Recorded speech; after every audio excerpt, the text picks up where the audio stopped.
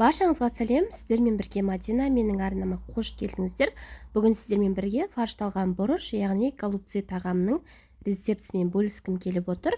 Ендеше соңына дейін менімен бірге болып, арнама тіркеліп, қоңыраушаны басып қоюды ұмытпаңыздар. Тағамымызды дайындау үшін бізге фарш қажет болады, яғни тартылған ет. Тартылған етіміздің үстіне орташа көлемдегі 2 дана пиязымызды ұсақтап турап қосамыз. Жуылған таза күрішімізді қосамыз және дәміне қарай тұз бұрышын саламыз. Шамамен 2 ас қасықтай сұйық майымызды құйып, барлығын жақсылап араластырып аламыз, біркелкі масса болғанша. Құрамына қажет заттардың барлығын төменгі описание бөліміне қалдыратын боламын. Сол жерден кіріп қарай аласыздар. Және де достар, қазақша контенттің дамуына аз да болса өз үлестеріңізді қосып, арнама тіркелмеген болсаңыздар тіркеліп, лайк басып, пікір қалдырып отыруды ұмытпаңыздар. Алдағы уақытта тағы да кереметтей рецепттермен бөлісетін боламын. Қоймасын дайындап алдық. Енді бұрышымызды жақсылап, керек емес жерін алып тастап, жуып, тазалап, ішіне жаңағы салмамызды салатын боламыз. Мен дайындаған салмадан шамамен орташа бұрыштардан 10-12 дана шығады. Егер сіздерде адам саны көп болса, адам санына қарай 2-3 есеге көбейтіп жасай берсеңіздер болады. Қалған бұрыштарымыздың да ішіне жақсылап осы видеодағыдай салмасын салып шығатын боламыз.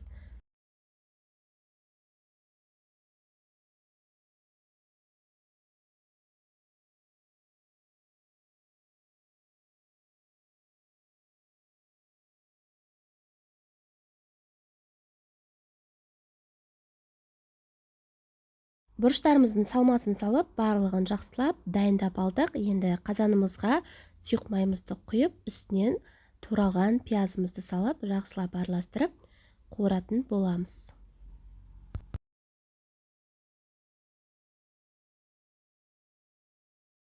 Пиязымыз қуырылғаннан соң үстінен үткіштен өткізілген сәбізімізді салып, оны да жақсылап араластырып қуыратын боламыз.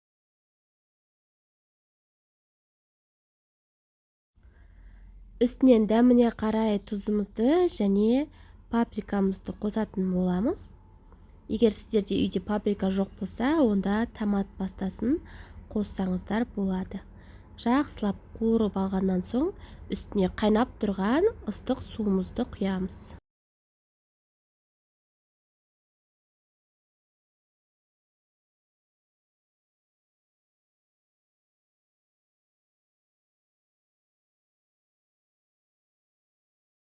Қазанымыздағы суымыз қайнай бастаған кезде үстінен жаңағы дайындаған фаршты бұрыштарымызды салатын боламыз, яғни голубцыларымызды.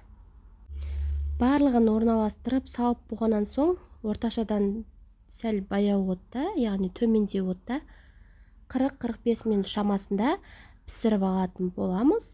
Міндетті түрде жасап көріңіздер, өте дәмді болып шығады.